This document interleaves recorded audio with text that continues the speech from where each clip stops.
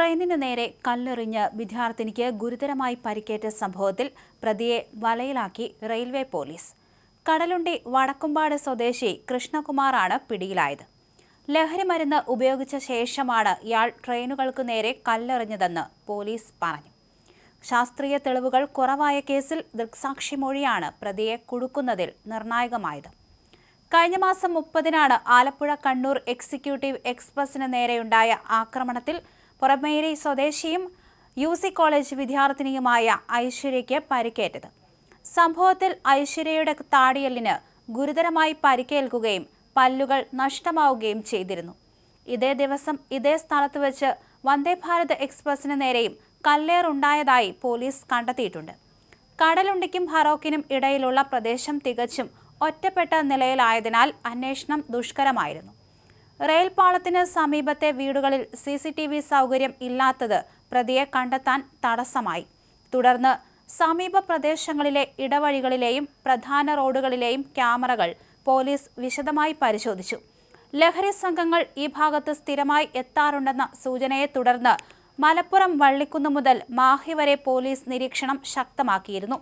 ഒടുവിൽ ലഭിച്ച നിർണായക ദൃക്സാക്ഷിമൊഴിയാണ് പ്രതിയെ കൃത്യമായി തിരിച്ചറിയാൻ സഹായിച്ചത്. സംഭവത്തിൽ മനുഷ്യാവകാശ കമ്മീഷൻ കേസെടുത്തിരുന്നു. പരിക്കേറ്റ് 20 ദിവസം കഴിഞ്ഞിട്ടും ഭക്ഷണം പോലും കഴിക്കാനാവാത്ത അവസ്ഥയിലാണ് ഐശ്വര്യ. ഐശ്വര്യയുടെ പരീക്ഷകൾ ഉൾപ്പെടെ കല്ലേറിനെ തുടർന്ന് നഷ്ടമായി. ലഹരി ഉപയോഗിച്ചുള്ള ഇത്തരം അക്രമങ്ങൾ വർദ്ധിക്കുന്ന സാഹചര്യത്തിൽ റെയിൽവേ സുരക്ഷ കൂടുതൽ കർശനമാക്കാനാണ് അധികൃതരുടെ തീരുമാനം. പ്രതിയെ കോടതിയിൽ ഹാജരാക്കി റിമാൻഡ് ചെയ്തു. അതേസമയം താൻ മൂങ്ങയ്ക്ക് കല്ലെറിഞ്ഞതാണെന്ന് പ്രതി പറഞ്ഞു.